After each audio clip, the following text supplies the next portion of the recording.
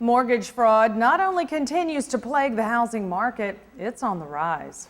When you sit down and sign on the dotted line for your contract to sell, mortgage to buy, or home loan workout, you'd better make sure you aren't a victim. That's especially true if you're a struggling homeowner.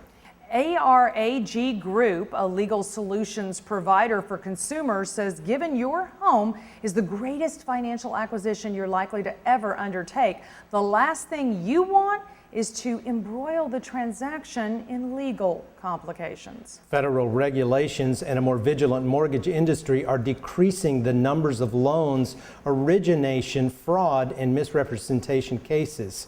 But fraud that targets distressed homeowners and collusion schemes are on the rise, according to the LexisNexis 14th Annual Mortgage Fraud Report. With a shift that more often targets vulnerable homeowners, the Federal Bureau of Investigation's mortgage-related suspicious activity reports numbered 93,508 in 2011, up 33% in 2010, according to LexisNexis. Wow.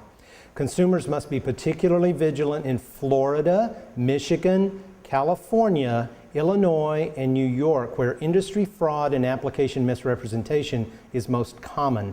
16% of all SAR's reports came from the Los Angeles, Riverside, Orange County, California Metro.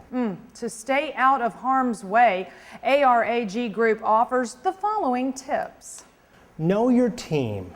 Given collusion is an up-and-coming fraud segment, it makes sense for you to know who's working for you.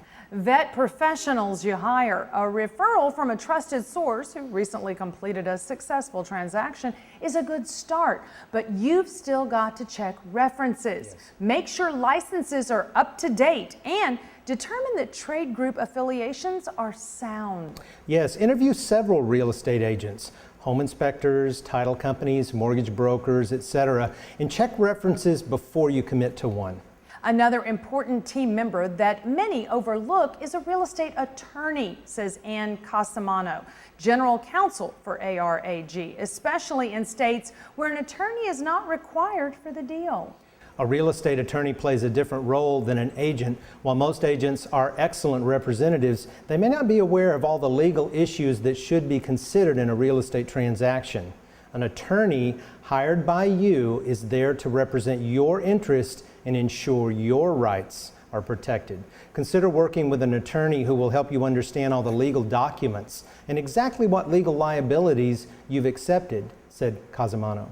Know your lender. Don't let the lender coax you into borrowing more than you know you can afford, just because you can qualify for a higher amount. Millions of homeowners today who bit off more than they could chew rue the day they were talked into a larger loan that they could afford. Know what you are signing.